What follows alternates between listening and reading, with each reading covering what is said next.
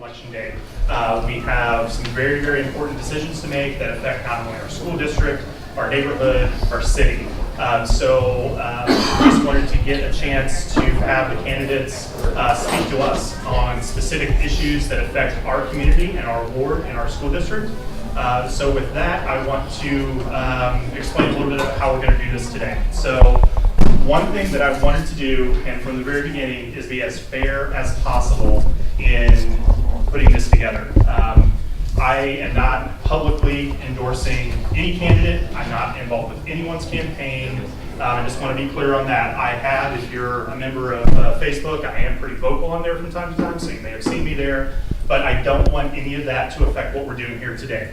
We did a couple things to try to encourage some open and honest feedback from the candidates. One, we have put together and prepared 7 questions. I fully intended to get these out several days before. Unfortunately, some personal circumstances prevented me from doing that. I feel very bad about that, and I want to be upfront. I did intend to get these out much more in advance than I did, so I apologize to the candidates for the short notice on that.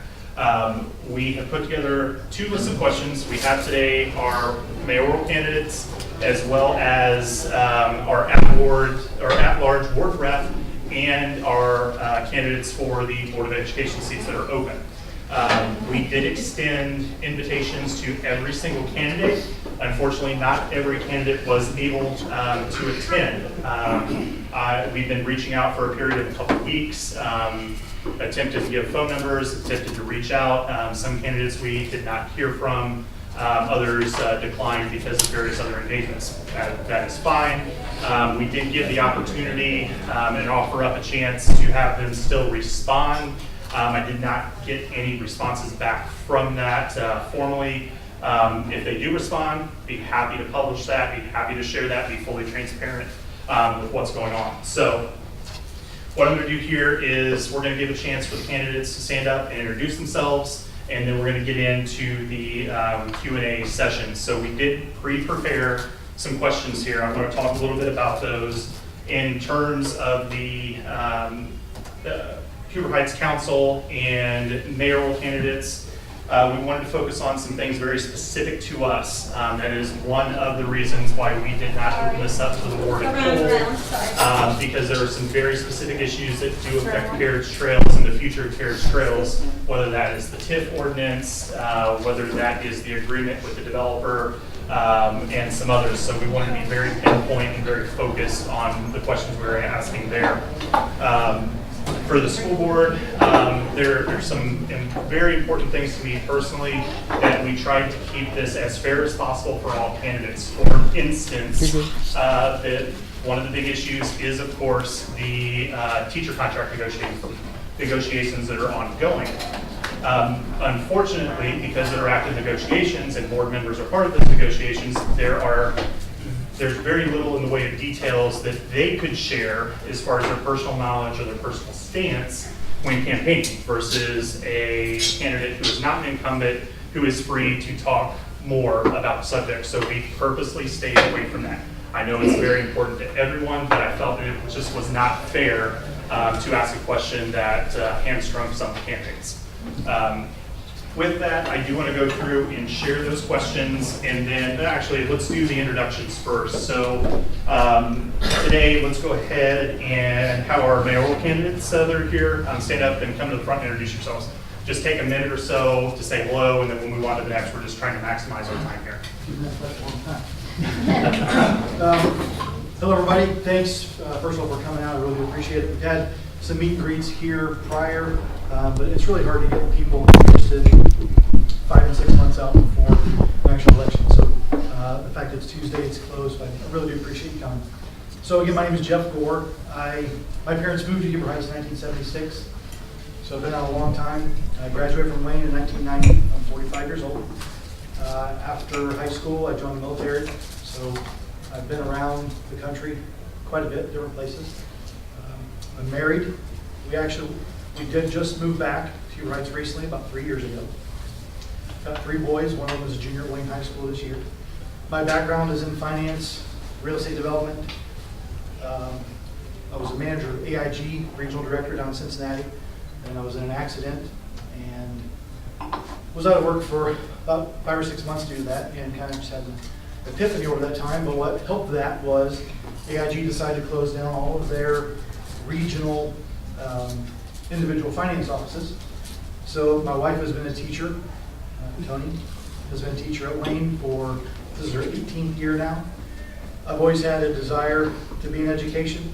My role as a financial manager was always teaching and educating people. They were just adults, those clients of mine. So I decided I wanted to get education, so I went back to school, worked on my master's degree in education. I'm working to be an intervention specialist, and I took a long-term substitute position at Wayne this year, so I'm there all year. I teach Algebra 2 and Geometry. Never in a million years I think that was going to be what I would end up doing, but over that period of time I've just really kind of been embarrassed, quite frankly, over what's been happening in the city. And the infighting that's going on, airing all of our dirty laundry on social media, it just seems ridiculous. And the cause of that just really motivated me to decide to do something about it. I'm not a politician. I've never held any kind of public office before. I'm just mad and fed up. So time to change and do something about it. So that's what I am. Hopefully we'll have some good dialogue, good discussion. And certainly if there's any questions you have at all, even afterwards, I'll be more than happy to meet and talk with anybody to answer any questions you have. And again, thank you so much. Appreciate you coming.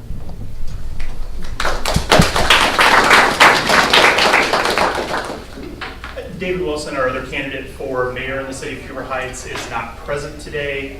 So with that, let's go ahead and have Nancy join us. She is running for at-large ward rep.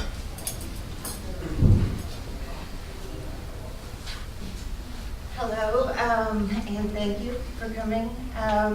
My background, I spent 30 years at the base in program management, as a flight director, as a supervisor, doing contracts, just a host of things. I've traveled extensively around the world. I was elected, well, first of all, I have a degree in business, an undergraduate degree in business, and a master's in administration. I do a lot of volunteer work in the city. I have been doing that for about 10 years. We have lived here for almost 18 years. Our son graduated from Wayne. I've had a grandson that was in Huber schools for a while, but they moved. I was appointed to city council in March of 16 when a vacancy occurred, and I stepped in because I was tired of the dissension, that was going on at that time trying to fill the position. And I never thought for a minute that I would run at this point, but it has gotten so terrible that I felt the need to do it, to try to restore, to get the right candidates on council and to restore some sanity, and it's been a constant fight to move forward with initiatives that I've presented. And I just have, I see a great future for Huber. I think city has a lot to offer. I want to keep pushing for those things. So instead of representing Ward 5, I decided to go at large because a lot of my initiatives affected the city as a whole. So that's why I'm here, and I don't think there's anything else you need to know. You do need to know that I have 100% supported Carriage Trails in the time that I have been on council. And if elected again, I will continue to do that because I think it's a wonderful development, and it has been very good for our city overall.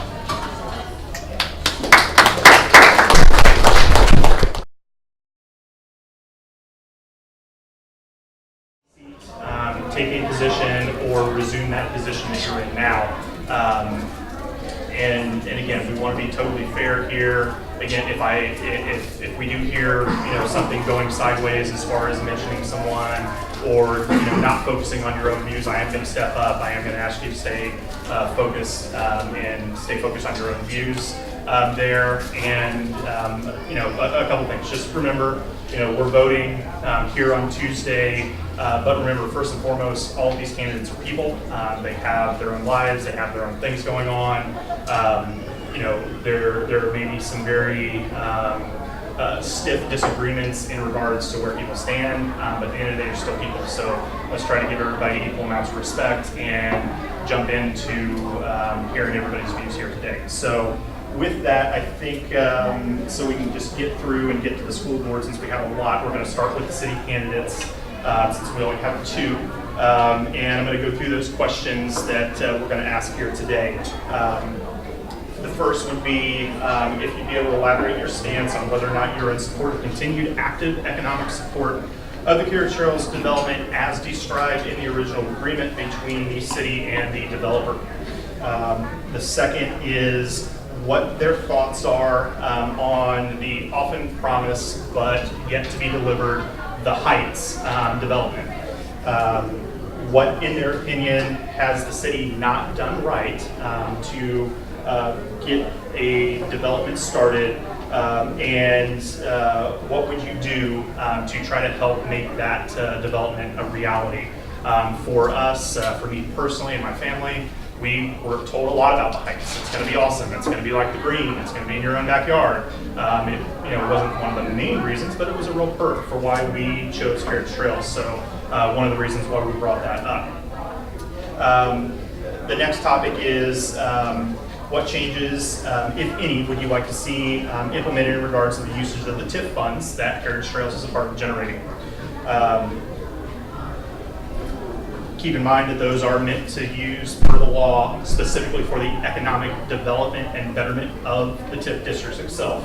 So I'd like to hear some of the thoughts there. And then finally, any other thoughts that you would have specific to Carriage Trails, specific to Ward 2 that you'd like to share. So with that, let's go ahead and have, flipping one in my head, Nancy. Let's have you go ahead and go first. Doing one or all? So again, on the format, you've got 10 minutes to address however you wish the questions that are there. Okay. So if you'd like to take them one by one, if you'd like to just have an open dialogue where you jump back and forth, however you feel fit to do so, go right ahead. Okay. And so we'd just like to have you stand up front, because we are, by the way, I don't know if I announced, but we are videoing this, and we're going to share this with the greater community for those that cannot be here, so I didn't mention that before. I apologize. I'll take the first one, my thoughts on the continued development of Carriage Trails as written in the contract. As I said, I have been 100% behind Carriage Trails. I have voted on all 3 amendments that have come before us since I have been on council. I believe that the agreement between the city and DEC has been a win-win for both parties involved. It's been a good example of a private-public partnership. And I believe that we must honor the contract that specifically states in section 2.2 that the agreement shall continue until the parties have satisfied their respective obligations. And I believe it would be very detrimental and costly to the city if we veered from that guidance, and I see no reason to veer from it. And it's my gosh, we've built over, I think, about 675 homes already out of the 1,100 that are projected to be built. So why would you mess with a good thing? And the other thing is, if we don't honor our contract, what future developer would want to work with Beaver Heights? So that's where I stand on that question. My thoughts about the Heights development, I think a lot of people may not realize the city does not own that property. It is privately owned and operated. We entered into an agreement to buy that property, with the city paying half, and then the company buying half, and then we eventually sold our portion back to the company at a profit, so that was a good thing. But what the city did to help that was to establish a central entertainment district that will allow the businesses to come in there to serve alcohol. So that's the type of stuff the city can do on the peripheral, but we can't go in there and develop it because it's not our property. The property is ready to go. With zoning, a customer's been identified, and I know Jeff is going to talk more about that. And I believe that the success of the Rose Music Center and the new Hilton True Hotel that's coming in there will spark further interest in that development, because hospitality is usually the first business to come in as an anchor, and then things kind of take off after that. What has the city done wrong in the past with respect to that development? They really haven't done anything wrong that I've seen. We've stepped up with creative. We've created the Central Entertainment District. We helped them initially buy the property. If they come to us and they want us to help again, I'm sure the city would step up again. So we are behind them, but I'm hoping here that it's going to take off real soon. And in case you didn't know, the Hilton True, this big building, should be breaking ground anytime soon, so we'll start seeing that. What would you do to help see the development become a reality? I think the best thing the city can do is to keep focus on developing the areas around that particular TIF. We have multiple TIF areas, and we need to focus on making sure that if those grow, that all that combined growth around there will help the heights grow. So that's the extent of what I think the city can do. What changes, if any, would you like to see implemented in regard to the usage of TIF funds? I personally think that Huber Heights is a sports-centric city, and I would like to see a sports facility built up here. But that's Nancy's wish. I would like to hear more from the residents of Carriage Trails area on what they would like to see, and to roll that into our overall plans. I know we're putting together a Parks and Recreation master plan, and we have asked for the residents' input on that. But if there's anything that anyone here would like to see in Carriage Trails, please let us know. We can't do anything if we don't know. Do you have other thoughts or ideas that would specifically impact Ward 2? And I'm treading on thin ice here, I think. I think it's very important that the Carriage Trail residents understand what each candidate brings to this election. And I know I'm a proven entity here, and but there are other council members that have been resistant to any changes, any progress that we have tried to move forward. And please investigate very deeply the people you are that are running, because we have more like-minded people like that who are running, that if the balance of the council changes even by one seat, it could have a detrimental effect not only on Carriage Trail's future development, but on the future of the city. So, yeah. Okay, and finally, if elected, I'll continue to listen to each and every resident and to answer any of your concerns and to take your issues forward as I've done in the last year and a half. First of all, thank you. I am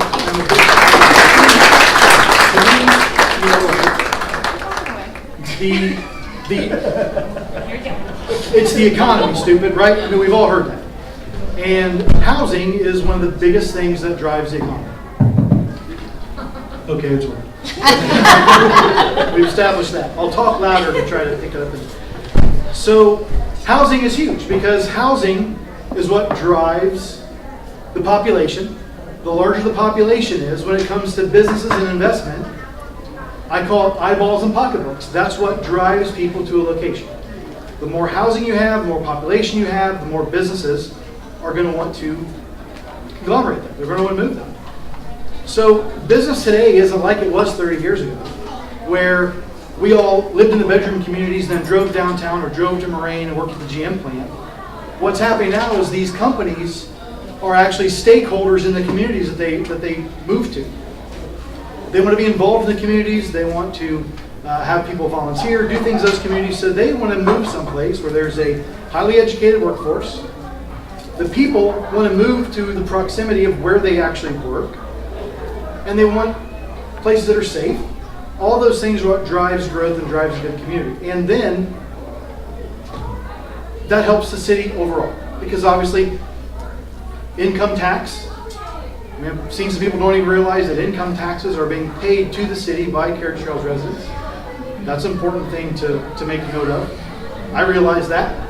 As you'll hear me talk, Nancy and I do have lots of the same views, so I don't want to repeat a lot of the stuff that she said, maybe try to put a different kind of spin on it. But overall, that agreement, that TIF is a 30-year TIF. The more houses that get built in Carriage Trails faster, the longer time period the city has to collect the property tax money through the TIF on those places. So if every house that we don't build this year, that's one less year of revenue the city brings in that TIF. So the faster we build them, the more revenue we get long term. So the subsidies that the city is paying into Carriage Trails is helping spur that development. And as Nancy said, it's almost 700 homes now, 50 in construction right now. Why in the world would we do anything to stop the momentum of that development? Number two, as it slows down, it's just that economic cycle. If development stops and now there's an excess of housing that's built in there and then people decide they're going to move, what happens to your property values? They go down. That's not what we want to have happen. We want to see property values continue to increase. And we need a diverse amount of housing because there's a lot of people in Carriage Trails who were residents of other parts of the city. So what happens if the housing slows and the housing isn't available when someone who lives someplace else, I live on Charles Gate, I'm just a few houses down from the Aquatic Center. Somebody lives in a $170,000, $180,000 house, and they decide they want to move, and there isn't a $250,000, $300,000 house available for them, where are they going to go? They're going to move. They're going to go to a different city. They're going to go someplace else. They're going to go someplace that has that quality of life and the stuff that they want, what drives people to a community. That's where they're going to go. We want to keep the money, the educated people, everybody that's driving growth in Carriage Trails. We want to keep them there. We want to attract more of them. So I'm all about keeping my foot on the gas when it comes to Carriage Trails. Back to the original agreement, I'll piggyback what Nancy said. As the mayor, if I'm elected, I won't vote. My job is going to be, I look at as kind of the ambassador of the city. My job is to sell the city, to help spur private investment to come to the city. So, lost my train of thought. Where was I? Ambassador board. Ambassador. Oh yeah, so the job is to really just sell the city. That's my job, is to sell the city. So, we'll leave it at that. I've been talking on if there won't. So, oh, no, okay. Since I don't have noticed some of the questions. Part of that is being the original agreement, right? We have, as Nancy said, if we don't honor the agreement with Carriage Trails and DEC that we have now, what is a future developer or business owner going to think about what type of agreement they get into us with if they think we can look at a piece of paper and say this isn't worth anything and just crumble it up and toss it away. Now there is a source of contention with how much money we are subsidizing Carriage Trails. I think everybody knows, if you've been paying attention, the percentage of money of the TIF revenue that's being generated back to the Carriage Trails developers, that has been shrinking over the years. I think there's a number, and quite frankly, what I believe is causing a lot of tension between North and South is every year we see it back on the agenda to generate another amendment to generate, that's going to put more money to Carriage Trails. I would like to see council develop with the owners of DEC and the developers a number that works for the city and that works for the developer, and then we know what that subsidy is moving forward. And if we can come up with a number like that, then the amendments will still happen because we can't finance, we're talking, that'd be $20 million. We can't finance all of that at one time. but it gets broken up every year in those amendments. And those amendments are okay because when the development first started, nothing is concrete. Amendments were built into that so we could come back and make changes and make adjustments as needed over the course of a 30-year project. So what you need to know about me is I'm all about carriage trails. I think the subsidies are okay. We need to keep with them. Can they be adjusted? Yes. But we still need to honor our agreement, and we need to keep our foot on the gas with growing carriage trails, building more houses, driving more people. That will spur development all around here. So the Heights development, as Nancy said earlier too, the city does own that property. All I'm going to get into here is, I can tell you there is a customer, and there are zoning plans being submitted. There will be at Planning Commission on December the 12th, and there will be the first phase of the Heights starting around the Shoal, Brant area, moving up towards Executive, with some retail. That's all part of that. Ultimately, what's stopped that growth is it's just been the economy. Retail is tough right now. I mean, there's box stores closing all over the place because shopping habits have moved online. So we got to be understandable that's what's happening. Businesses aren't as eager to throw their investment or money in a big box store, not knowing that people are going to come and shop there. About a minute left. Sorry, Okay. I don't want to interrupt the screen there. So that is happening. There is some zoning permits that's starting. We will see some development, some clearing first quarter of next year, probably the development starting second quarter, third quarter of next year. The TIF funds, the TIF funds, number one, I think need to go to be, which they're directed, to paying off some of the larger things that we have, and more too, the roads, the aquatic center, things like that, because once that debt is paid down and that overall debt is eliminated, then that just frees up the resources that the city has to do things like that again. So it's about quality of life. What is going to drive people here that makes them want to move here? So those TIF dollars need to stay focused in the specific projects that they're paying, so when that debt gets eliminated, we can do that again. We can do it over. I do like Nancy's idea of a sports center, sports complex, something in town that drives people to Huber Heights to spend money, all those things. All right. Sorry. Dinner time. All right.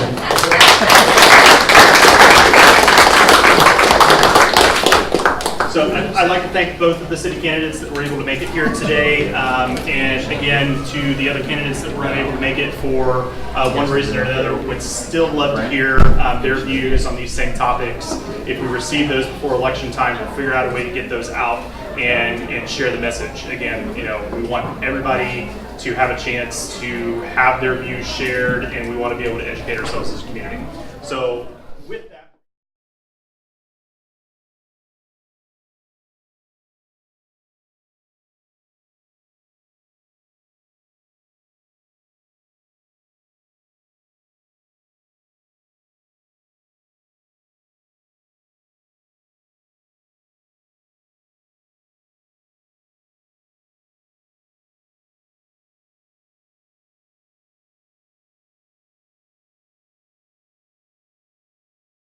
We have a total of 8 candidates, so some tough decisions ahead. With that, let's just move down the table. Brian, if you'd like to go first. Oh, I'm sorry. One second, Brian. I did want to mention we also, again, did extend an invite to Chase Ward, the other at-large candidate. We did not hear back from him in regards to his attendance, so just wanted to share that piece of information. Thank you. Good evening, my name is Brian Moore. I'm a resident of Parktown, in Miami County under annexation to Huber Heights, under the same relationship as Carriage Trails to Huber Heights. I've been a resident 15 years. I have 4 children in the school system, well, now have 3 children in the school system. My son graduated last year, went on to Wright State University. My other son, Brandon, he is a junior at Bethel this year. My daughter's in 7th grade, Carly, and I have a 1st grader. I can say that because I have a long road ahead, even though I've been in the road for a while.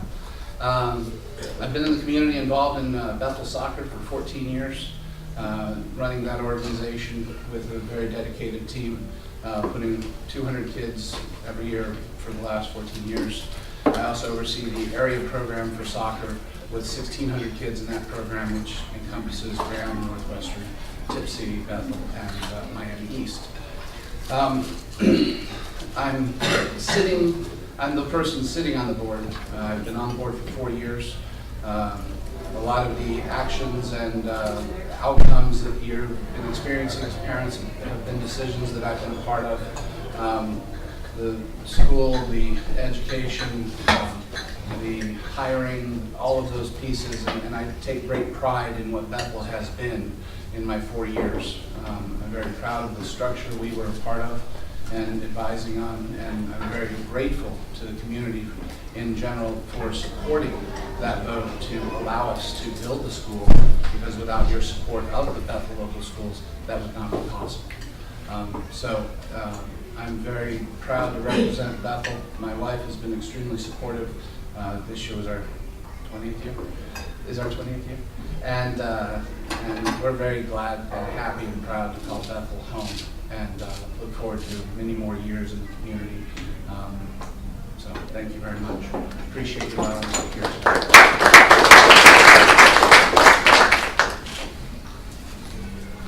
I'm going to bring my clipboard up if you don't care. My name's Danny Elam. I retired about a year and a half ago after 37 years as a high school band and choir director, 8 years in Eastern Kentucky, and the last 29 at Bethel High School. I'm a Bethel alum. I graduated in 1973. My 3 sons attended Bethel, and we currently have twin grandsons in the 1st grade at Bethel Elementary. Also, my wife Tammy was also an educator in Eastern Kentucky and at Tecumseh High School for 36 years. Retirement's been great, but I decided to run for a school board position after hearing of the many problems between the board and community, and experiencing the tension between the staff and the administration. I believe I'm qualified to hold this position. I've taught and experienced many grade levels, traveled with our high school band everywhere east of the Mississippi, some more than once. I've handled tens of thousands of dollars over a number of years, and worked with booster groups successfully as well. I feel like I can work in all aspects of public education, and I hope that I can get your support on November 7th, next Tuesday. Thank you.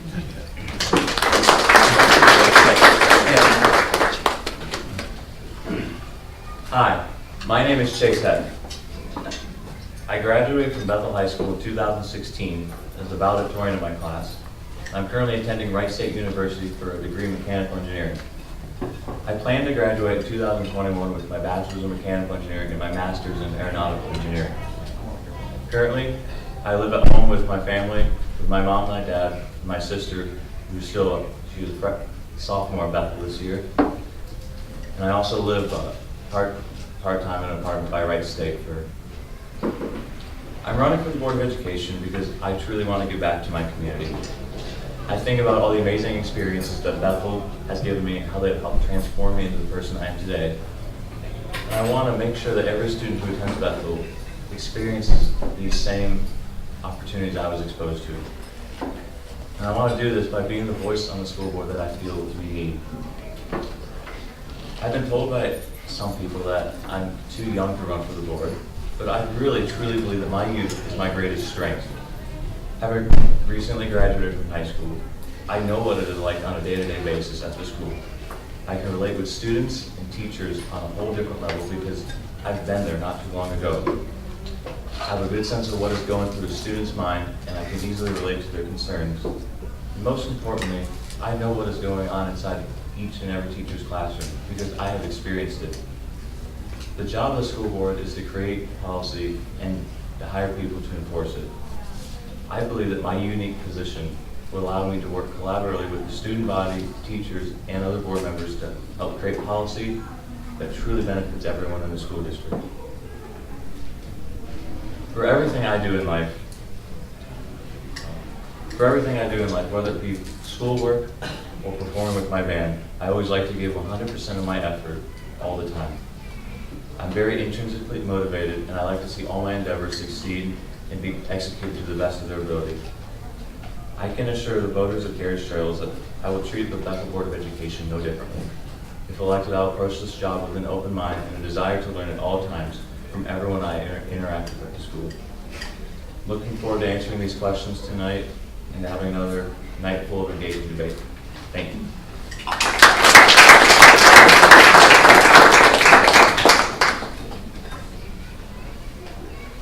Hi, my name is Julie Reese, and I'm going to start by telling you why I decided to run for the board. I also am not a politician, and the reason that I decided to run was I went to a couple of board meetings a few years ago to ask some questions and maybe make some comments, and was told I couldn't speak at the meeting, that I had to attend something called a coffee talk, which is a behind closed doors, off the record meeting that you have with the superintendent and possibly another board member.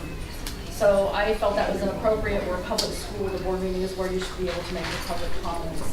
And the second reason that I decided to run is because I look at the spending of the past few years, and I felt that we could have spent our money much wiser in order to get more benefit for the students. There was a lot of wasteful spending, in my opinion, in the new school. So that's why I decided to run. So I'll just tell you a little bit about myself as far as why I think I'm qualified and might be a good board member. I have an information systems degree from the business school at the University of Cincinnati. So basically I'm a techie with a business background. And at IBM, I had a lot of different roles, aside from being a software engineer, of course. I was a team leader, I was a project manager. I spent a lot of time educating colleagues and clients in formal classroom settings. And I organized conferences and some trade shows, and I even spent some time in marketing. So part of the qualifications for me is, as my project manager duties, it included planning, budgeting, scheduling, organizing, communicating, negotiating, problem solving, and prioritizing. And to me, these are all skills that are needed to be a versatile and effective board member. So the other thing is I've worked worldwide with the company, and this gave me a lot of experience working with people from different cultures and different backgrounds, and taught me how to work within hearing all viewpoints and getting all opinions before making decisions and deciding things. So I'm currently retired from IBM after 30 plus years, and right now I've embarked on a second life, farming and raising cattle with my husband, Bruce Durst. And for that business, I also do all of the financial planning and handle all the financial transactions. So I just feel with my kind of wide background that I'd be a pretty effective board member, and hopefully I can get on there and maybe keep the policies that are working right now, and maybe change some of the policies that aren't working well for the school. So hopefully I will win you over today and get your vote on November 7th. Thank you very much.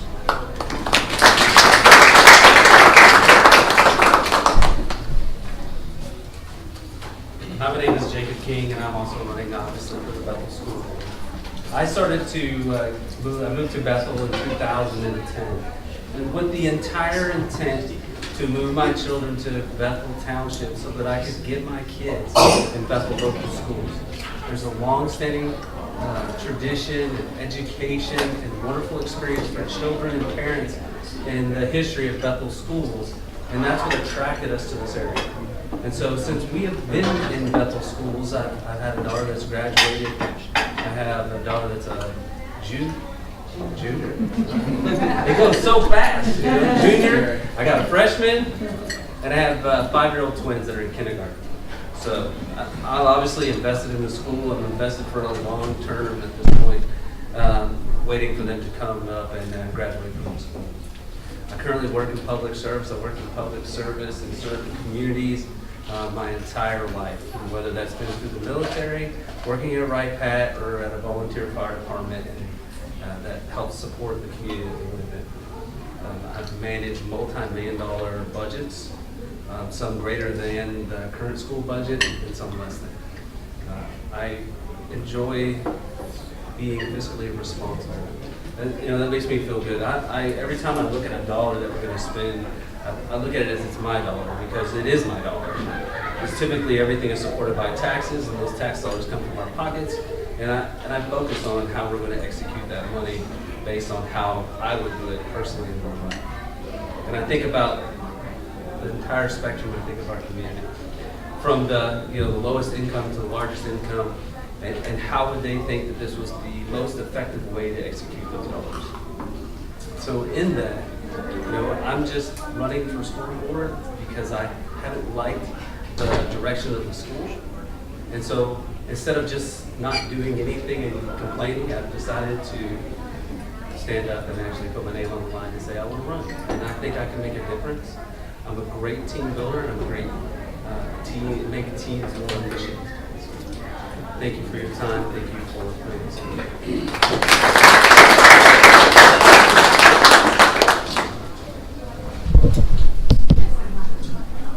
Hey, I'm Jennifer Evans.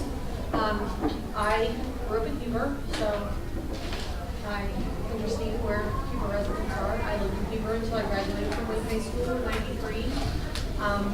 I have a bachelor's degree in elementary education. This is my 20th year at Tecumseh Local Schools. I also have a master's degree from the University of Dayton for educational leadership. I lived in Huber after I got married for 7 years before my husband and I could afford to move back out to Bethel because he was a Bethel alumni, graduated in '92. I completely support Carriage Trails because I'm a firm believer without Parktown and Carriage Trails and the families that moved in there, we would not have a new high school. Because we needed the votes from that new community in our district, as well as we needed the votes from, as they refer to as Old Bethel and New Bethel. I consider it one Bethel because our kids all go to the same school. I mean, we're a community regardless of where you live. I decided to run for school board, one, because I'm a teacher. I have a senior in high school this year, Jacob. My son Jared is a junior, and my daughter Emma is in 5th grade. I know a lot of the teachers at Bethel. I know a lot of the community members. My kids go there. I hear lots of commotion from members of the community about what's going on inside the walls of the school between the administration and the teachers. Being in education at Tecumseh, Mrs. Elam can agree, we've lived that life. We've lived that turmoil environment between, the hostility with no contract, taking step freezes, everything else that's going on. I'm going to be nice tonight. That's the main reason that I ran, because I've lived that life. It's not a good situation. It doesn't directly affect the kids because teachers are professionals and they go to work, and even though things are not great inside the walls, they go in and they do their best for our kids every single day. And I just feel like on the school board, I can help make a difference for the community of the school. I've worked on committees. I've been part of the negotiation team at Tecumseh. I'm on the district leadership team. I understand the ins and outs of what goes on in the school every single day. So I figured instead of complaining and moaning and groaning like Jacob, I would run for school board because I felt like I could make a difference for the kids, the community, and the teachers. So thank you.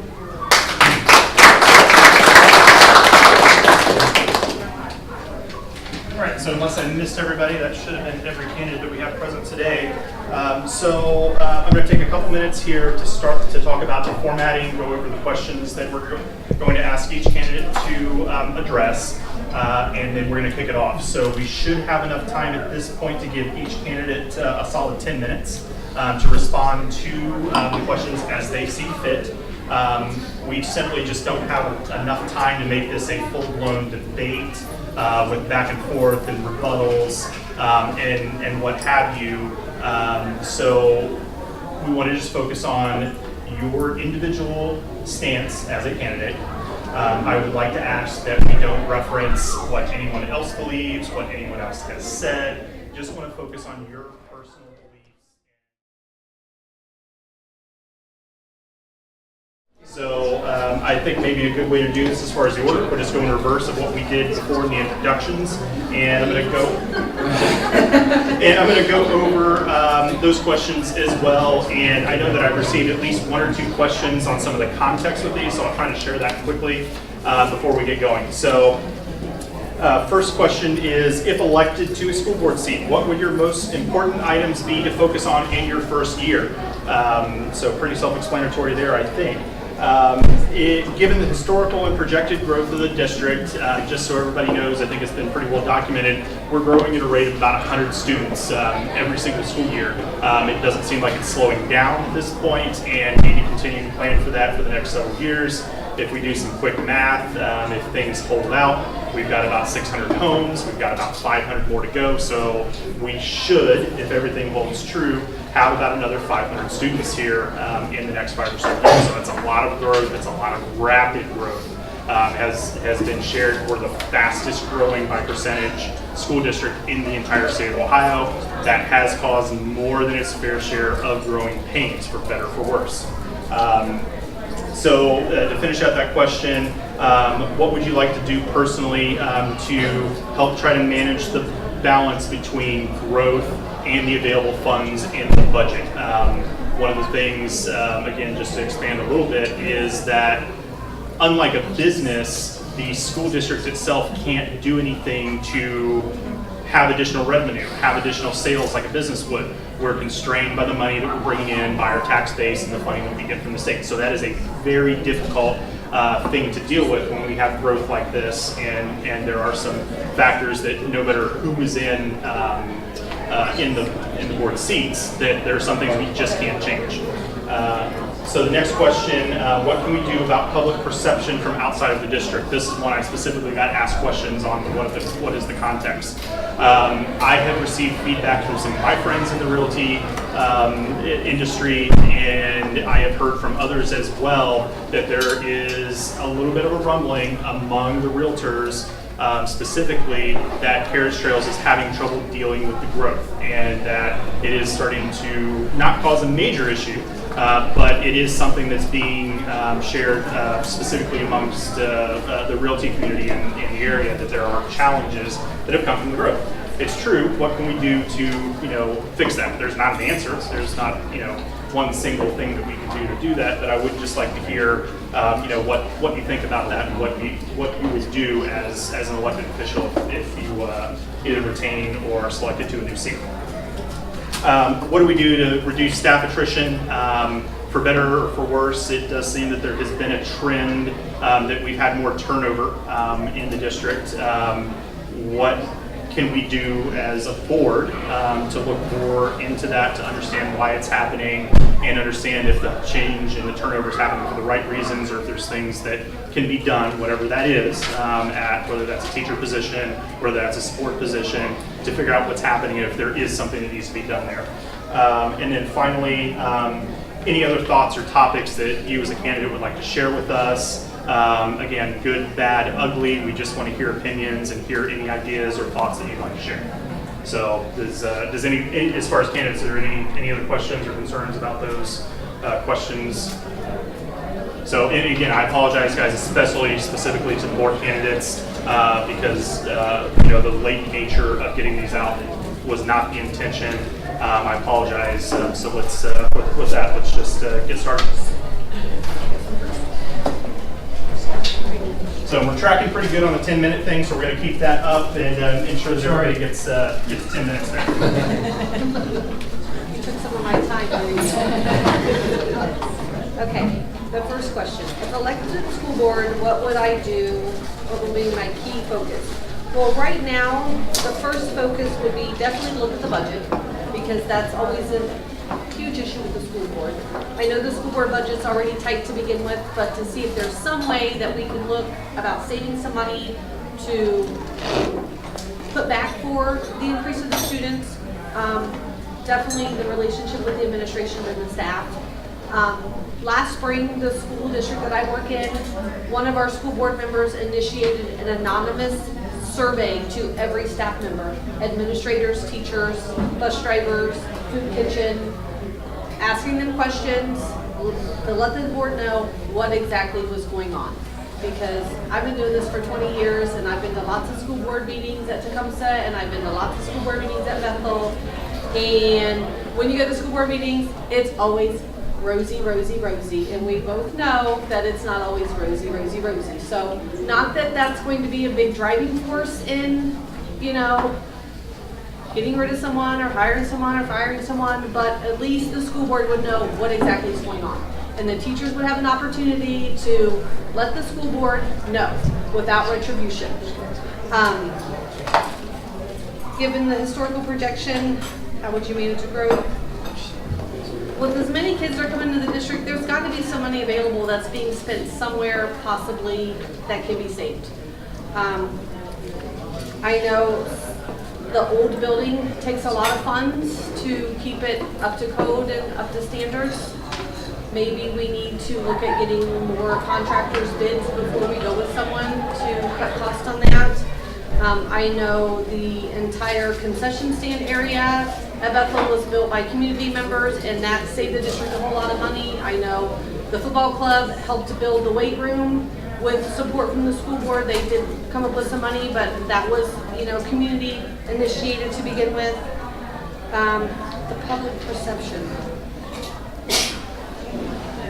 I'm not real sure what exactly you're looking for on that question, to be honest with you. Yeah, if any thoughts you have, if any, if you don't have any thoughts on it, that's fine too. I mean, are you looking at like what people, I mean, you tried to direct that to Carriage Trail, but I don't really see anything negative that's coming out of based on Carriage Trail. I know that I've heard some grumbling at the school board meetings that, you know, complaining about the kids, and is that where you're going with that? Like I said just a minute ago, there is a little bit, and again, this is mainly hearing from realtors in the area that are trying to sell homes, that are bringing people in, and there has been a perception that has started there that the school is faltering a little bit, mainly due to the growth. Again, it's not something that we have an answer to. I don't think anybody has a magic wand that they can wave and say, hey, you know, there's not a, you know, we can fix any Right. perceptions that are going on. So again, it's okay not to have. Yeah, I don't really think that the school board is faltering when it comes to the kids in Carriage Trail. I mean, the money's always going to be tight based on, you know, the spending and the number of kids, but they're getting revenue from income tax from those families that are coming down Carriage Trail. So there's got to be more money coming into the district just with the amount of houses that are building Carriage Trails. So maybe we need to make a closer look at where is that money and why is it not being put back to help with some of the growth for these kids that are coming in. The staff issue. There's got to be better communication with the school board, the administration, and the staff. I mean, the school board members have got to listen to the staff members. They've got to be a part of what's going on. Try to play nice today. I mean, we live in the community. We hear what's going on inside the walls of the school. We know that things aren't the way that it should be. We know that there are things being said and things being done that should not be going on. I think surveying the staff would definitely be an eye-opener to the school board. I think it would be an eye-opener to some of the administration to see how they're being perceived by their employees. I think that the school board and the staff and the administration needs to put together a committee so that if things in the contract are not going as well as they should be, or if they are not following the school contract, then that needs to be addressed with the three entities. It needs to be staff, board, and administration so that those problems can be fixed. Teachers and administrators should be meeting at least once a month, letting them know what's going on in the buildings and what needs to be fixed and what needs to be addressed. But if the administrators aren't aware of it, this teacher can't do anything about it. But there's not that communication going on at Bethel right now for them to have a one-on-one conversation with the administrators. And then the administrators have to be able to have a one-on-one conversation with the board member if there's issues going on with the superintendent as well. there's definitely a lack of communication from staff to administrators to superintendent to the school board, and that definitely needs to be fixed. And how do you propose to fix that? I think they need to have a district liaison team.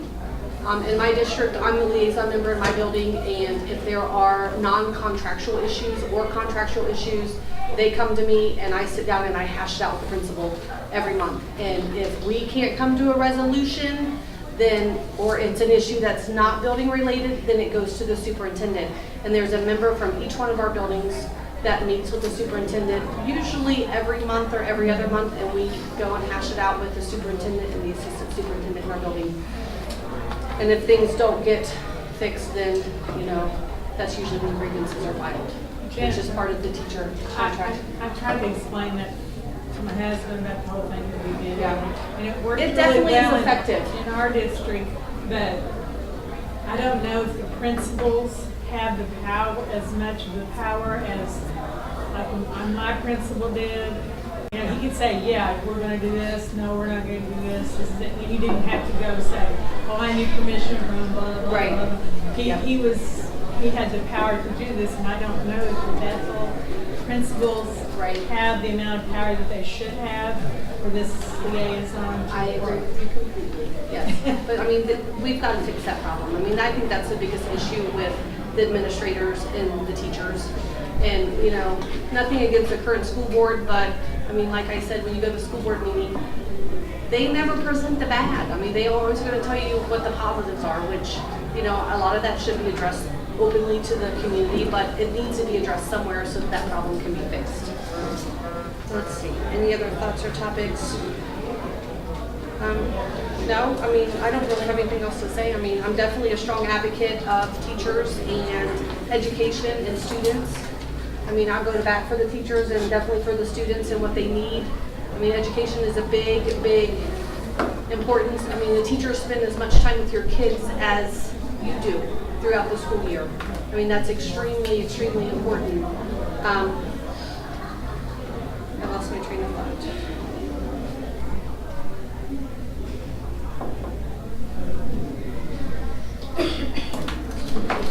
Yep, I'm not getting out back. If I remember, I'll let you know in a little bit, but it's been a long day. But thank you. I mean, I hope you come out and support me on Tuesday. Am I on yet? Maybe you got a minute 40 left. If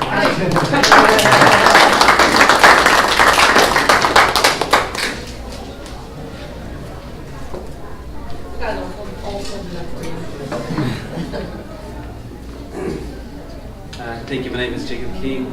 I just want to thank you all for the opportunity. I want to thank the Carriage Trail. Thank you for putting this on to give us another opportunity to give our views and perspectives of what we think we can bring to Bethel Schools. If I'm elected to the school board seat, one of the most important items to focus on the next school year is communication. And for us to have effective communication, right, we need to establish a balance of treating all the people in our school building with dignity and respect. If we establish a culture of dignity and respect within the school, not only amongst the students, but the staff, administration, and the school board, that's going to really allow us the opportunity to have open forms of communication because of no fear of retribution. We have the dignity and respect for each other, and we can focus on actually what is being said so we can move forward with that. Along with that communication, though, not also internal, but we also need to increase the external capabilities of our communication from the school board and from the administration. We don't hear very many communications from the school board. We hear some from people. We hear from people that go to the school board meetings. We hear from the Teachers Association, and we also hear from the school pages. We don't actually hear what's really the driving working force behind the school and the direction that it's going. So I think communication is going to be very key.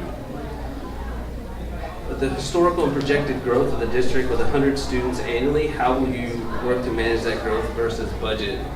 And so when I look at that question, I think, okay, the easy answer is let's formulate plans to draw up a whole new building, a new campus structure so we can build a great and wonderful new school. But obviously that's going to cost a lot of money. So taking the simplest approach in this, I looked at we would have to establish a group of the teachers administration, and the Board of Education, and evaluate the actual school system we have now.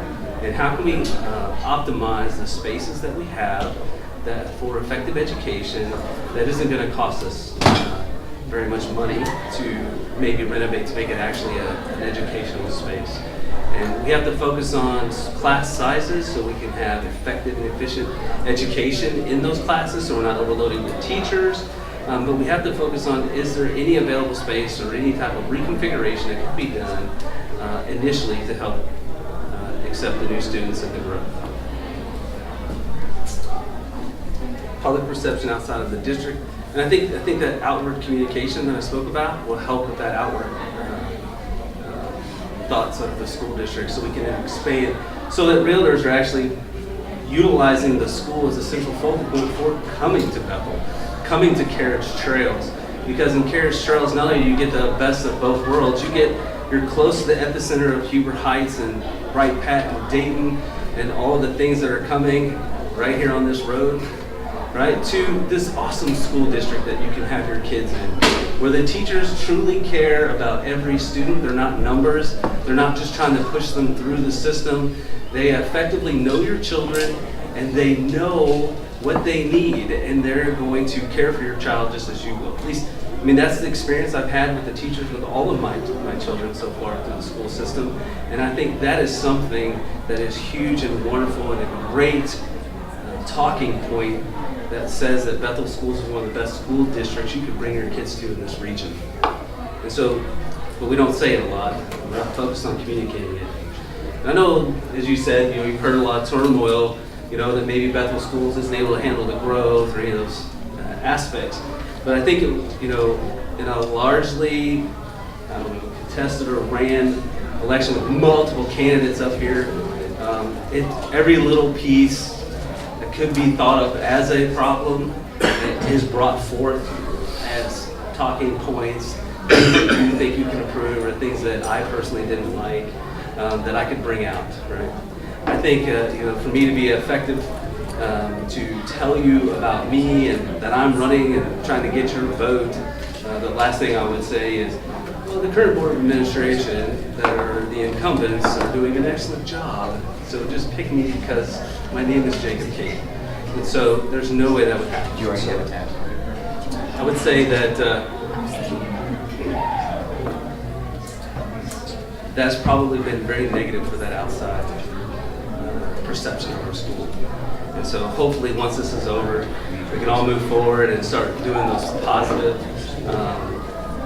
outward projections with social media, because it's pretty cheap to use social media and other sources to tell our story, to tell how great we are and how great our students are. I don't know if we'll be able to reduce staff attrition rates, but I think the key to that is one of the things I've asked for when I've been at board meetings is why are people leaving and having an understanding of why they're leaving. Right now, there's no one knows. The superintendent doesn't know. The board doesn't know why are people leaving, because there's no exit survey. There's no survey done to the board members of why did you leave. I think that's very important to us to try and understand the current environment that our teachers are in, the current environment that our students are in. And so by doing the exit survey, it could really start to paint a picture of where we can improve, not only as a school system supporting the teachers or the administration, but give us an idea of why they're leaving. Are they, I understand if people leave because there's greater and better opportunities. The school they always wanted to teach at just hired them. Obviously they're going to leave. They have the opportunity to make more money or provide a better environment for their children that they feel is correct, then that's also another great reason to leave. But if they're leaving because they can't teach, they're leaving because they're overcrowded and they can't handle the number of students, they don't like the administration, whatever that is. I think that's very important for us to understand so we know how to try and balance the school. Any thoughts or topics I'd like to share? I'd like to share something I think specifically about Carriage Trail in this district.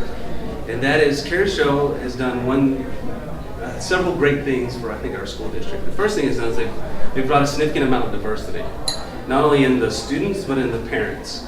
And in that diversity, I bring up the fact that they bring a new way of looking at Bethel schools, right? They may not have been here their entire lives. They could be here from other parts of the state, other parts of the country, moved here for work or business, and they have a different perspective of what they expect from the school. And those perspectives help drive us as the board members, as our key role is outreach to the community and be the voice to the community to help drive the direction of our school. And how do we want that school to progress and move forward in what fashion? And so that type of diversity could bring us to a whole new level of a school district and support not only our kids, but our community. Because I think if you look at Bethel, there's really not a hub.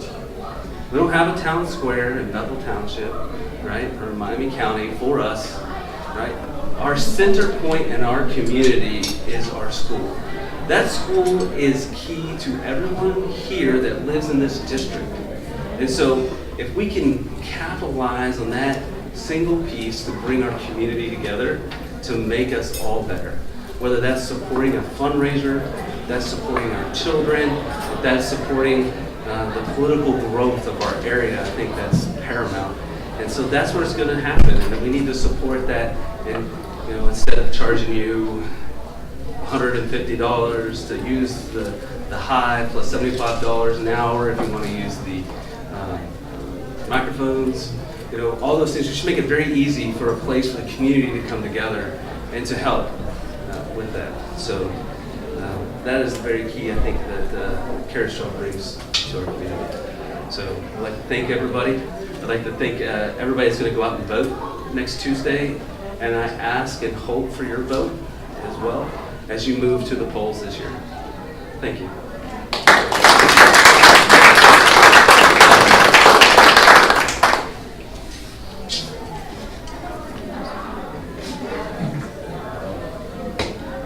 Okay, I'm bringing my notes with me. As I told you, I'm not a politician, so I feel kind of short.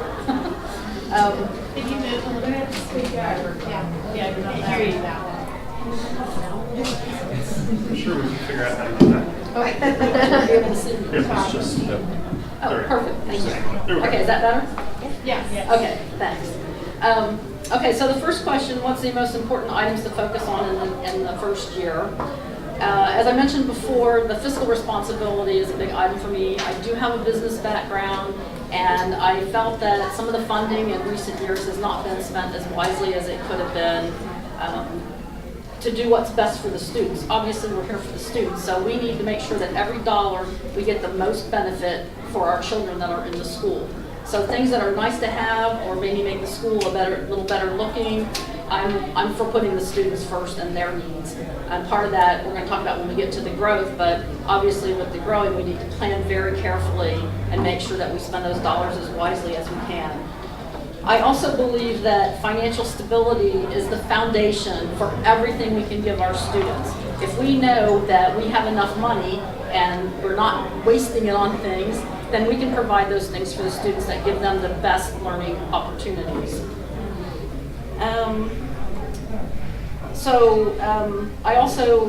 My second item, as I told you before, is the open communications. I was denied speaking at the board meetings, and when I went to the board meetings, I would like to see, not only did I not get to speak, but the board does not tell the community very much about the issues and items that are going on. They vote on the agenda items, but we don't get a lot of background as to why they're doing things the way they do it, maybe what other alternatives were considered and rejected, and maybe, we don't even hear the reasons. Maybe there's legal reasons, or because they have a vision for the school that they would like to, go that direction, but we don't get any of that explanation. So those two things I would like to fix. I would like to invite and value the community to come to every board meeting and give their opinions on the agenda items, raise any concerns that they have, and also give us any ideas, because there's a lot of good ideas out there that are being missed right now. And then, of course, the other side of that is the board needs to communicate better to the community. So we recently had these community forums. I would like to see a section of every... I'm very, very, very sorry for interrupting, but let's try to rephrase the way we're putting it a little bit to not, instead of what the board is doing, let's try to focus on, as a board member, I would. Okay. So just we want to keep it from being negative as much as we can. We want to Okay, be fair fair. enough. Okay, so, apologies. Okay, so on then giving information to the community, what I would do is try to hold a community forum section in every meeting in order to tell the community a little more about why decisions are being made or why I'm voting the way that I'm voting. Okay, so the second question, the growth of 100 plus students, give or take, and how to manage that along with the budget.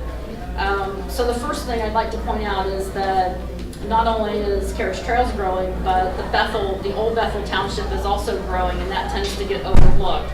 A lot of the farmland is being sold off for housing developments, and of course it's not the same because you get 2 acres when you're out in the township, but we are having some more houses going up, so we have to consider that as well.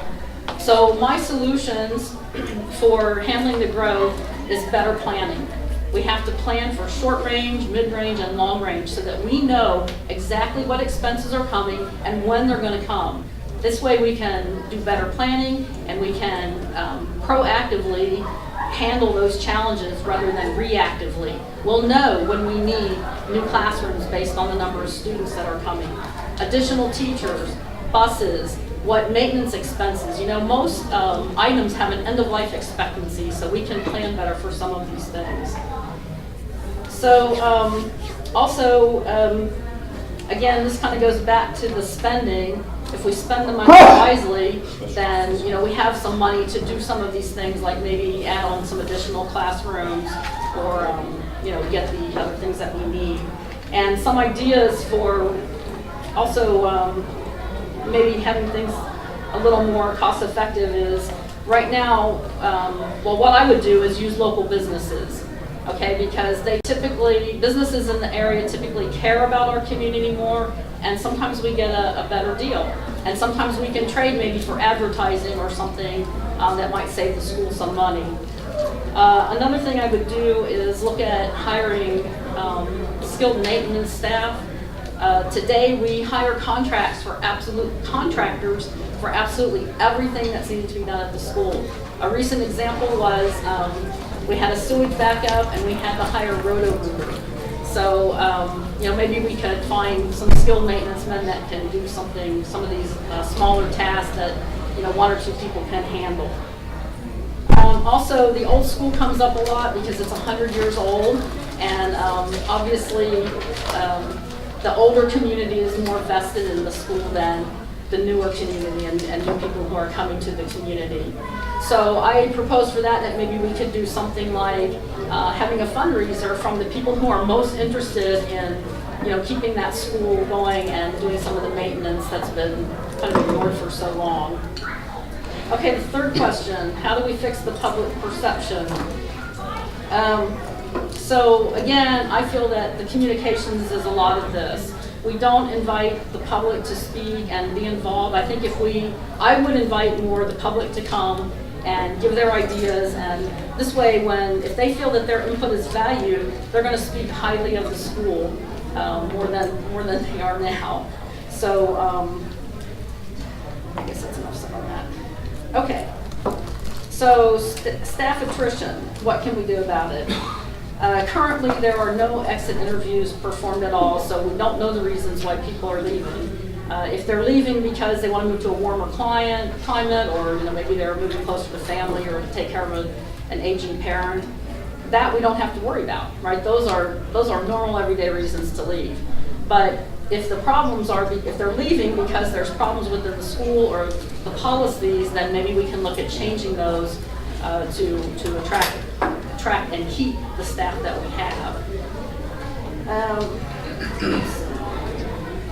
So some of that, of course, is in the school policies, not only just school policies, but the work environment.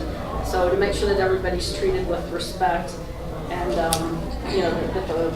that the work environment is more inviting.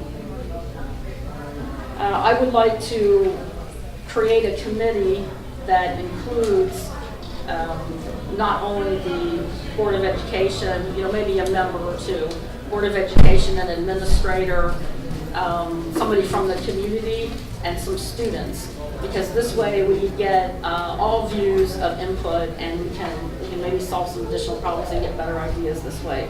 Currently, committees are formed, and they don't typically include any students or any community members.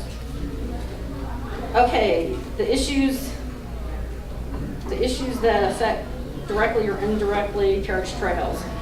So obviously the growth explosion is a big part of what's affecting the school. I've outlined some things to do for that, better planning so that we know what's coming and can anticipate the challenges and proactively fix things. The other thing is the traditions. Bethel is a very old school and has a lot of traditions, and I would like to see that some of those are kept, but then also we get new ideas and new traditions from the people that are moving in. And not just in Carriage Trails. Like I said, we have people moving into the township that also don't have the same ties to the old Bethel that some of the community has. I am a Bethel graduate, 1978. I did not go to elementary school there. I started in 7th grade. So I don't have the tie to the old building the way some people do, but I had a great experience there, and I feel that I'm a Bethel success story. I got a good job and got to travel and do some things. So I would like to see that tradition continue, that it's a great school and we put out successful students. Our teachers, they're the foundation for that, right? They're with the kids every day, and they're the ones that produce our successful students. I don't really have anything else to say other than, I ran because I don't feel like things will change if I sit on the couch and complain, which I did for the last 3 years. So here I am running. Any questions? Can I do that? There's time. Yeah, you've got about a minute. Anybody want to ask anything? I invite community inputs. Does anybody know how many teachers have really left? Like any statistics or raw number or anything? Well, the best number that we know is that it's been 42 in about the last year or so. 42 in a year. Yes. That's not just teachers, that's across the board staff. So it's been quite high, which is why the question comes up and why we need exit interviews to understand why the rate is so high. You said 42? 42. Yeah. Staff, including staff. How many people are employed at Bethel? Ooh, that I don't know. That's gotta be a huge percentage, yeah. Yeah, it's a pretty good percentage. I mean, that's across elementary, middle, high school, the bus drivers, all the support staff and maintenance and administration. But yeah, it's a pretty healthy percentage. Because all attrition is not bad. Like I think you guys Exactly. have pointed out, some of you, Jacob did as well, that Exactly. That's why I said if you're just sometimes moving to a go to retired move or whatever, Yep. it's not always bad. And I agree 100% with that. I said that earlier. That's why we need the interviews, though, or some way to know, is it just people leaving to move to Florida because it's warmer, or are they leaving for reasons that we can fix? Oh, that's okay. Thank you very Right, much. thank you very much.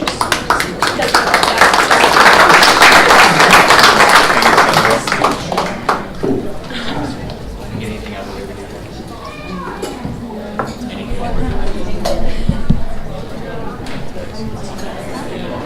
Hi, once again, my name is Chase Heck. And first question is, if elected to a school board seat, what would be your most important item to focus on next year? To me, what would be the most important issue to focus on would be the strained relationship between our administration and the teachers. When I was in school, I witnessed this firsthand on a day-to-day basis, and at times I even saw strained relationships between different administrators. This is all very troubling to me. And this degree of mistrust has only gotten worse since I graduated. Sorry. I've kept in contact with many teachers and present students who I used to go to school with. And from what they have told me, the situation has only gotten worse. This truly needs to be assessed with an unbiased opinion, because we cannot allow this to continue. The administration and the teachers are supposed to work together for the benefit of the students, but I feel this inadvertently gets taken out on the students in some fashion. I believe Jennifer touched on this earlier, but I believe creating a council to help address these internal problems would be a tremendous asset. this council could consist of a few teachers from all just portions of the school, elementary, middle school, high school, of a board member or two, a member of the administration, maybe some parents, and possibly even students. Like when students have their class officer elections, they could elect their representative to this committee. And I believe that would be a decent start at looking into how to repair this vital dynamic in our school system. Given the historical and projected growth of the district, about 100 students annually, how will you work to manage this growth versus available budget? Well, first of all, it is rather difficult for us 5 new candidates to address specific budget questions because we don't know every single asset of our school budget because we aren't exposed to that. However, I would start by assessing every single aspect of our expenditures and projected revenues in coordination with our treasurer. I would like to see, before I try to make any speculations or decisions about where money should be cut or money should be added to, I would like to see where all of our money is currently going. Just one example I do remember, at the community forum on, I believe it was September 18th, the board was giving projected costs and expenditures like for the next 5-year forecast. Some of them were just planned renovations for sections of the existing elementary school and everything, but don't get me wrong, I would like for everything to look very modern and very nice, but that might not be feasible with our current financial problems. But like I said, some of these renovations could be because like there's existing pipes, like such as in like a bathroom that could become bad soon, and then we need to replace it so that that doesn't cause a bigger problem. It's like a domino effect with a building this old. But if we can put some of those renovations on hold, that money could be repurposed and put in other aspects of the budget to help alleviate some of the stresses we're experiencing. Now, managing this growth, it is 100 students annually. That is a lot. At the most recent board work session, our treasurer gave her 5-year financial forecast in coordination with Mrs. Potter's forecast of just like things they're going to be doing over the next few years. And Mrs. Potter estimated about 3 new teachers a year to accommodate for all the new students at Bethel and just to move forward. She said that these, as long as the numbers stay relatively where they are, that this will meet state guidelines for student to teacher ratio. But obviously, I mean, if we keep getting more and more students, like those numbers will have to change. And just being able to fit every piece of the puzzle together would be, if elected, that's going to be the most important thing to help really accommodate from this growth. What can we do about the public perception from outside of the district? I interpreted this question a little differently than what the context of it was meant for. I kind of interpret it about this election. This has been a very, very negative election. Like, a lot more negative than I thought a school board race could ever be. And I feel like a lot of this negativity stemmed from just social media and people just being negative all the time. I feel that once the election is over, that the way for us to increase our public perception, or just make it better, is to really unite as a community, as the older part of Bethel, Parktown, and Carriage Trails, all as one Bethel. I believe this will be important for how we move forward together as a school, and how we create a better Bethel for everyone's kids to partake in. What can we do to reduce staff attrition? First off, there are many reasons for staff attrition. Like Julie pointed out, some are harmless. It's just they want to move to a different state or they have family reasons. However, some could possibly be because of work environment that they're subjected to.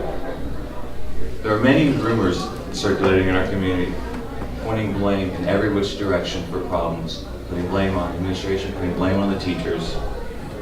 And I know what I've heard from various sources but I know I still do not have the full picture. I've talked with many residents going door to door throughout Parktown Carriage Trails and just trying to get that perspective from, just a parent's perspective as to like why they think people are leaving our school and like what reasons they think are. Last week I actually had about an hour-long conversation with one of our current school board members, and like she really opened up a bunch of different perspectives to me, which I had never considered before. And I feel like more and more people I talk to, the more knowledgeable I get about everything and can make informed decisions with this. Because there is no one side to anything. There's always multiple stories, and just, especially with advent of social media, it is hard to distinguish truth from fiction. Are there any thoughts or topics that you would like to share which directly or indirectly affect the residents of Carriage Trails? Like I said, I've seen people post saying that Carriage Trails are like solely to blame for all this, for all the problems Bethel is facing. And I don't believe that's true. I don't believe anyone who's bought a home at Carriage Trails is responsible for this. It happens, and we need to roll with it. I mean, I don't like to use that kind of unprofessional terminology, but it's kind of just true. I believe that multiple factors have gone in to get us to where we are currently, and I could go on and on about who messed up where or who didn't make a good decision, but what I would like to stress, and what I think he tried to stress to everyone at the start, was that we need to move forward from here. And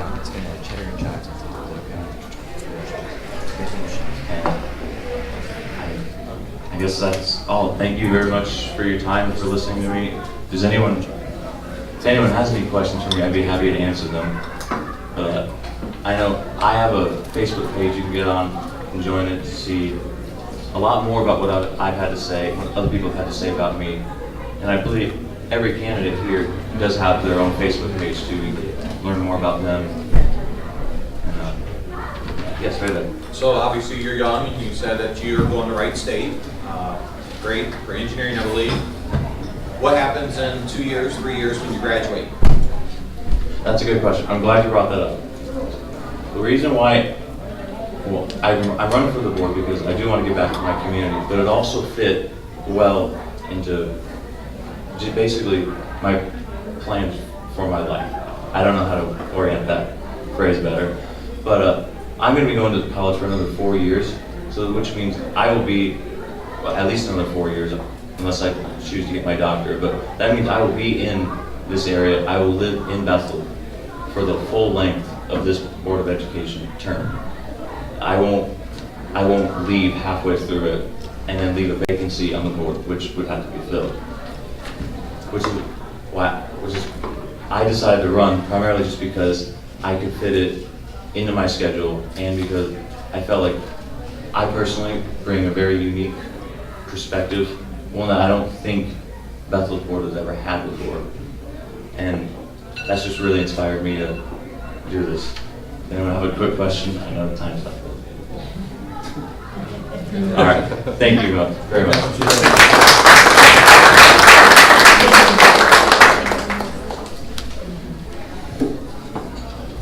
I hear that most everybody so far has tried to keep things in pretty general terms and try to stay positive. I'm going to try to do the same. The most important item to focus on for the rest of the school year, I think this school year, is finalizing the new contract for our teachers and support staff, because any budget, any monies that are going to be projected to be spent is based on what you're going to spend to pay the teachers. As we all know, every school is about 75% salaries for all their expenditures. So this is a really big item that needs to be taken care of.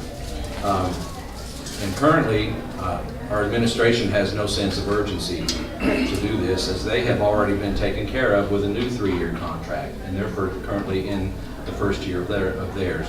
I would one of my things that I would like to do would be to propose that future administrators' contracts, the timing to be tied to the staff contract renewal. That is, that they all have the same sense of urgency, I hope, with that setup, so that things can happen quickly.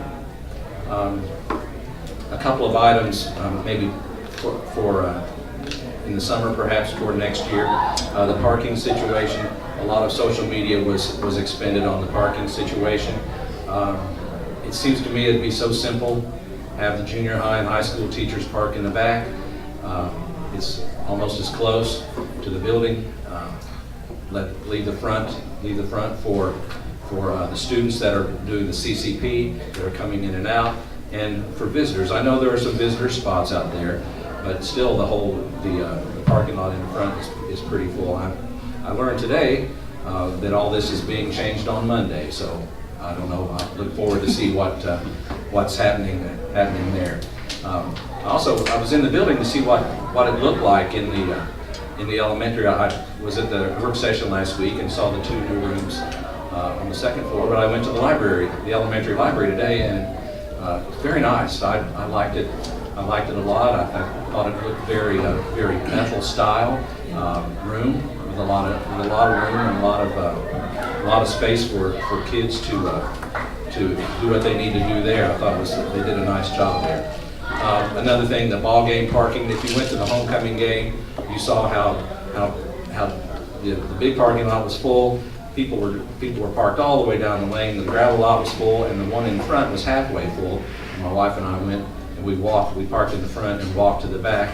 It seems to me that it'd be of course, the first suggestion is to build another sidewalk, but even easier, I would think, would be to just build a gravel lane or a mulch lane or something like that, just to walk a walking path to the back, because apparently nobody wants to walk more than 1 or 2 minutes in our township to get to a ball game.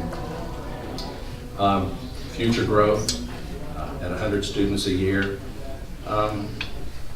One obvious answer just for next year or the year after is our multi-purpose room, which is the old high school cafeteria. Looks like it's big enough to be 3 classrooms. There's probably already a plan for that, but I'm not aware if there is. This would not be new construction, so it'd be a lot less expensive than new construction would be.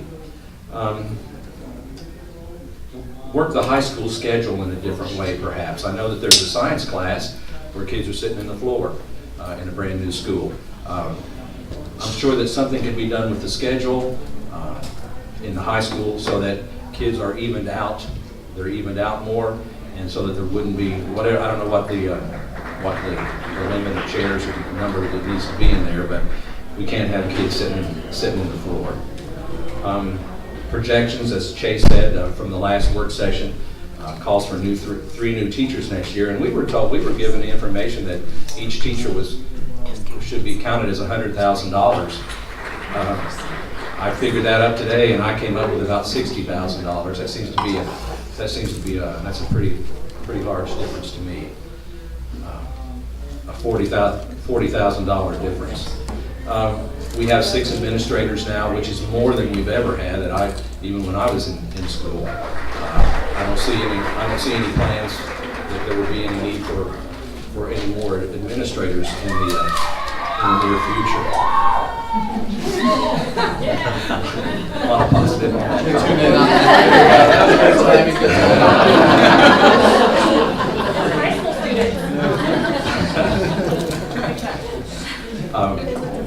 Dealing with staff attrition. Yes, there have been a lot of teachers and staff, support staff, that have left the last 2-3 years. I being one of them. I was a rehire. I really retired 5.5 years ago, and then worked for 4 more years as a rehire. But there have been many people that have gone. How can we stop this? I think the easiest way and the best way is to create a team concept. I can tell you that it's not that way. It's not that way at our school. Orders are given and they're expected to be obeyed. People are not not asked their opinion, and people are moved from one grade level to another. I'm sure that some are asked, but that's the easiest way to do it. Get people on your side, and this should probably help a lot, I would think. Stop forcing the teachers also to sub during their plan period. This has happened a lot this year already.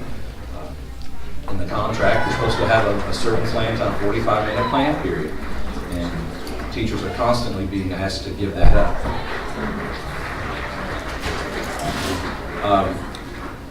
And then, of course, the inequality in pay situation with the contract, and I've already spoken about that. Thoughts for Carriage Trails. There's not an us against them. It's not a north versus south thing. Mindset among us. And we're all Old Bethel. We're all Old Bethel. We all live in Old Bethel. These same kind of things happened when Parktown was built, and people were saying, "Oh gosh, it's going to explode. These kids aren't going to be good kids. They're going to come from Wayne, and they're going to be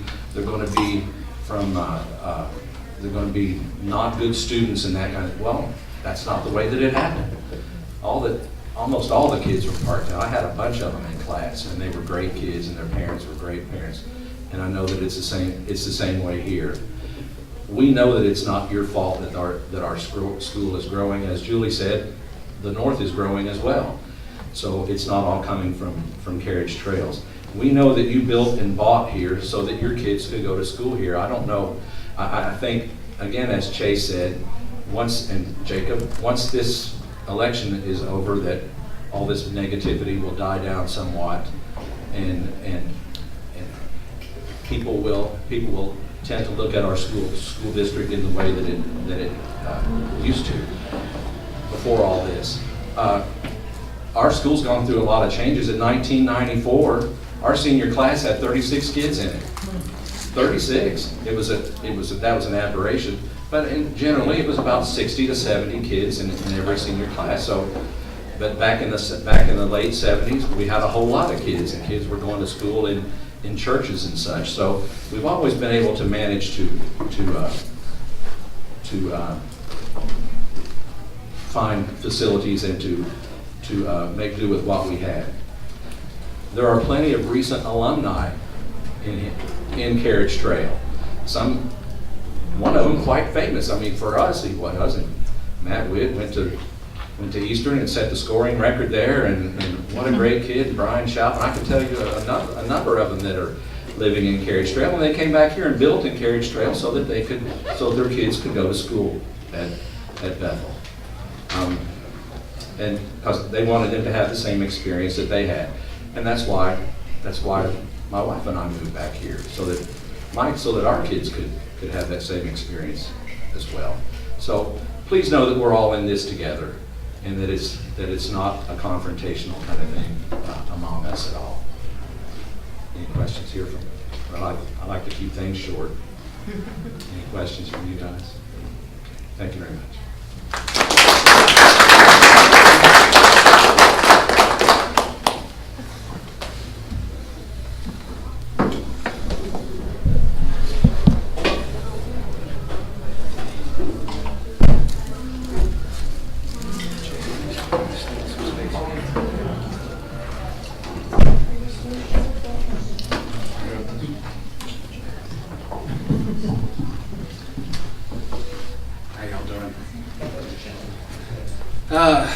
Okay, so I'm in denial. I have glasses that really should be bifocals, so I'm probably doing this wrong. First of all, let me start by saying thank you very much for everybody for taking your time to be here. This election has it's been contentious. It's been a challenge. As a standing school board member, I would have to say that I can't help but maybe try not to come off as defensive, so I apologize straight out ahead of time. I will be as best and positive as I can be. So the first question was, if elected to school board seat, what would you do for the next year? First of all, I've been in management for 25 years, running hotels, hospitality management. You guys say True Hotel, and I saw faces in the room going, what's a True? I know what a True is. It's a great hotel. It'll add to the community. You should be very proud to have it. It's a good brand. As a hotel manager, I'm responsible for managing, over $3 million in assets on a given month, day, and year. I've touched different hotels, and hotels is what moved me here. I used to run the Homewood Suites in Fairborn, the Hampton Inn on Miller Lane, and presently I run the Hampton Inn in Troy, Ohio. With that, I've had a full understanding of operations and understanding the boundaries and responsibilities. For me to answer this question, I kind of have to go back. In the last 4 years, being on the school board, we have had many successes. Passing the $22 million, thank you to you all, the 7.9 mils. Gathering community input and developing a scope of plan. Creating a campus, a vision. Increased security, expanded roads to the front of the campus for allowed dedicated access turns for 16-year-old drivers.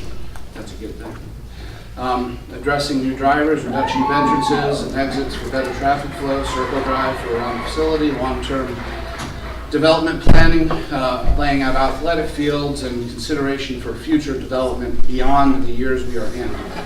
Solicitation back, socialization is back to the school for lunch periods. Centralized cafeteria brought to the state-of-the-art sound system. Now kids can eat lunch and actually talk to each other and build relationships that you find very, very important.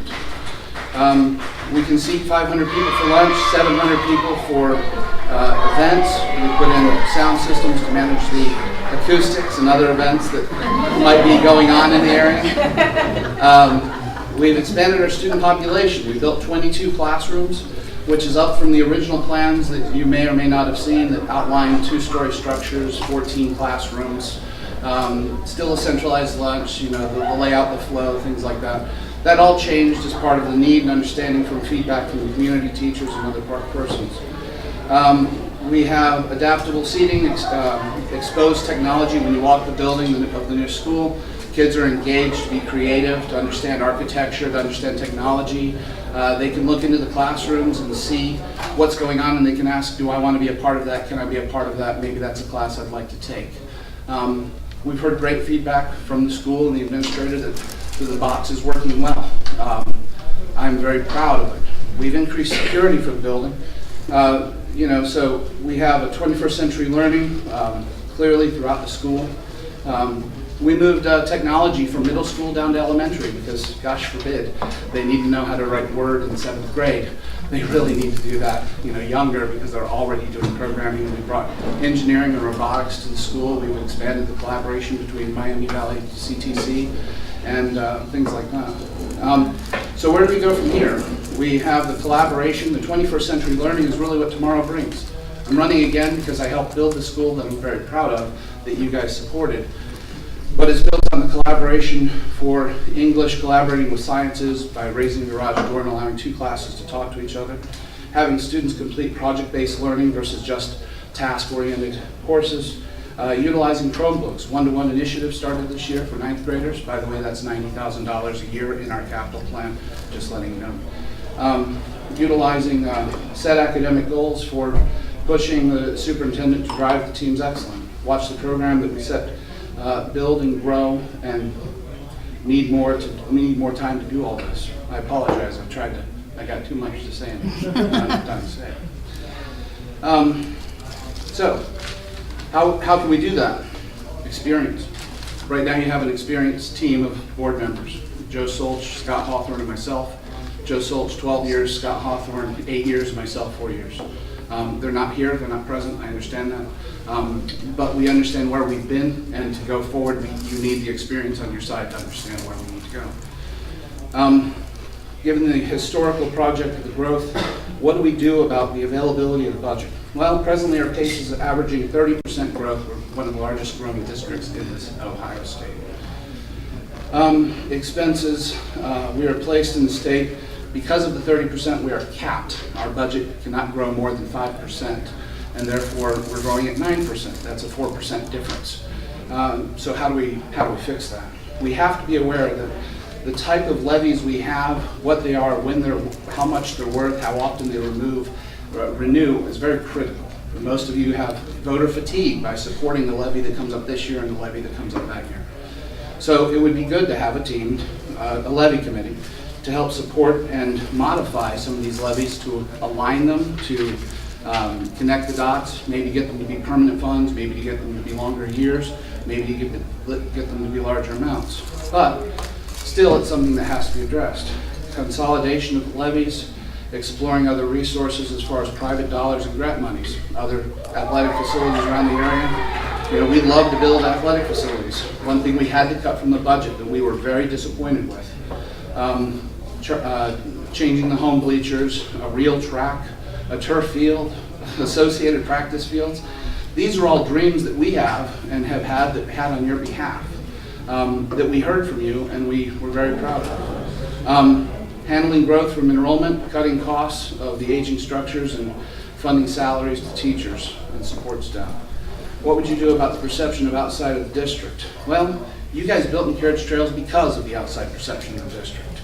We have centralized cafeteria, all the things we put in. We focused on security as well. Secured vestibules, entrances for the elementary, the middle school, the high school, the athletic offices, all are secured. You have 20 minutes to get in the building, and then the building goes into lockdown. We have parking issues that are being addressed come Monday. Over 75 cameras capturing different things throughout the school. The school board has given final approval for arming and having a first responders team within the building. You're and at the conclusion. Thank you very much. So having that first responders team within the building is, you know, days or weeks away depending on the approval and whatnot, and volunteers and things like that. State-of-the-art classrooms, labs, Chromebooks, all that. So I think public perception is you built here because it's all that you asked for. I'm very proud of what Bethel is, and I stand very proud in front of you. What can we do to have reduce attrition? Earlier someone said attrition is not a bad thing. Well, quite honestly, we have had several teachers that have passed on with, meaning ending their employment, not passed on. I wouldn't know how we would handle that immediately as I stand here in front of you.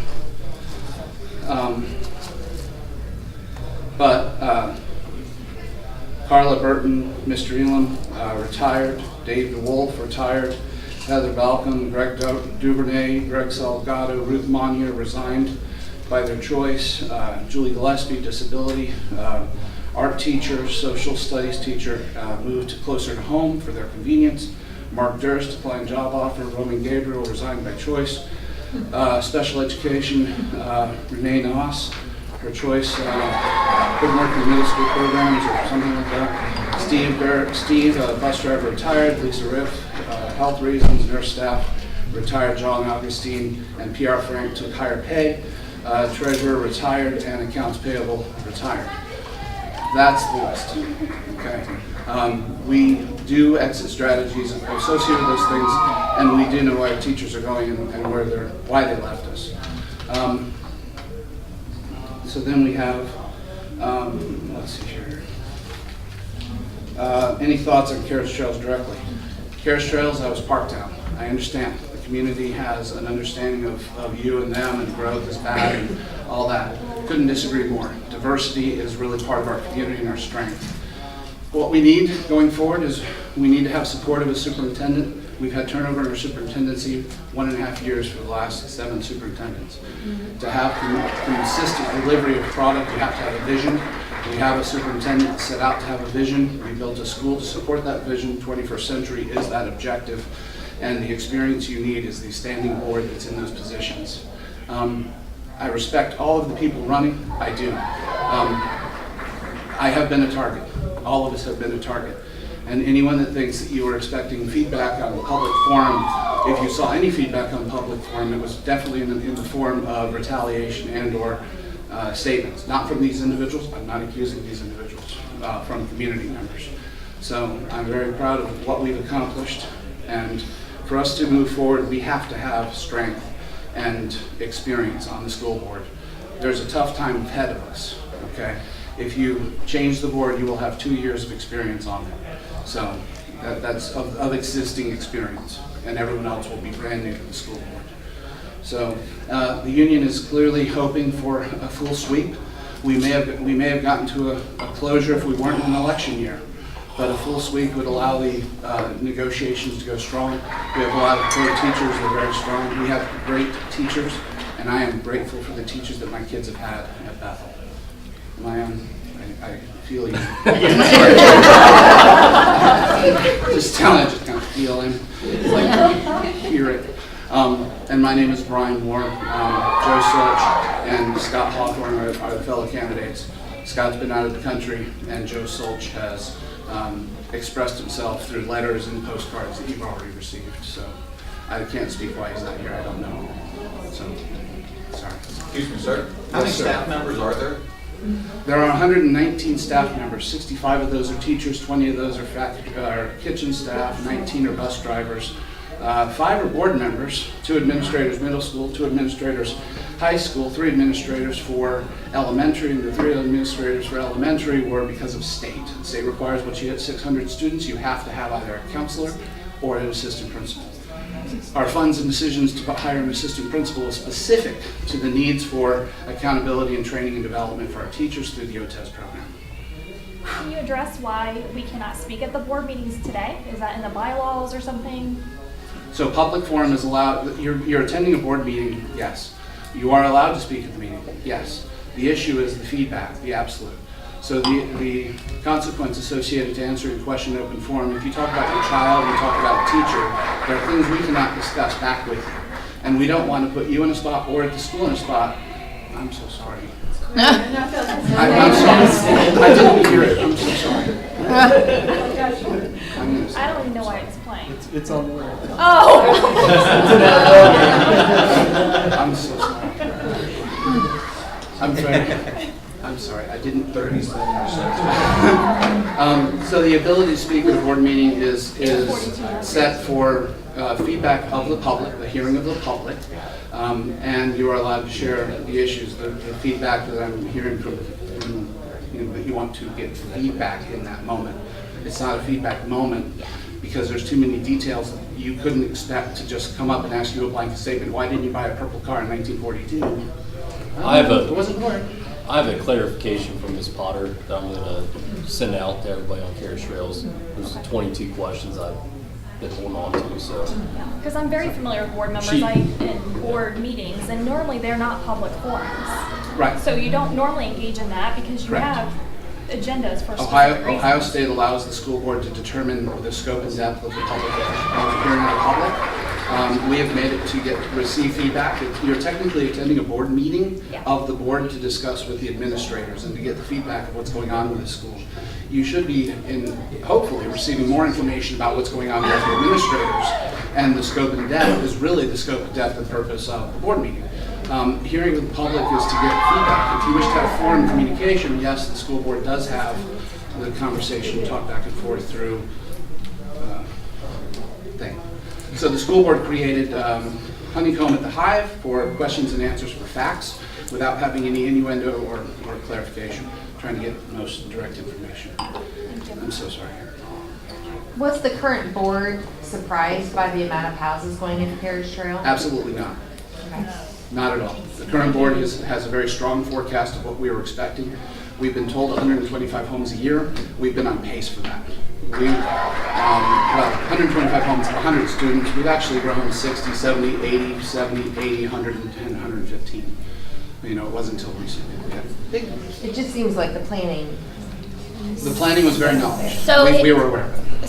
So my question is, if you guys were aware right now, I have 2 kids, well I have 4 kids, but 2 at Bethel, 2nd grade, kindergarten. Can I hold a second? Yeah. I do not want to take advantage.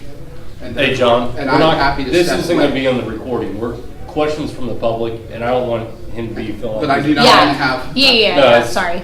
I understand that. I just don't want to overstep my boundaries on the program. Please understand, I'm not trying to be here. No.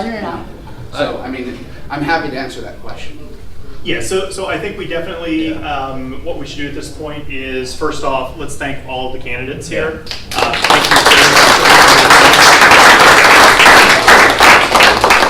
So I appreciate appreciate you taking the time. I know it's been a long election cycle. We're getting through the end, so we really do appreciate each and every one of you that were able to make it. And as well, thank you for everyone who came, everyone who was able to participate. For those that will be viewing the video offline or online later, thank you for taking the time to watch the video. Please, everyone, get out and vote. It is one of the most important things that we can do as far as our civic duties are concerned. And as the elections close, whether it be for the city or be it for the school board, let's please, as a community, try to stay engaged. It's one of the most important things. We just can't come out and vote because we're suddenly unhappy as the next election cycle comes in. Let's stay involved as much as we can, because it'll be better for the community. It'll be better for us as our own subdivision. It will be better for the school, and it will be better for the city. So thank you again for everybody who came.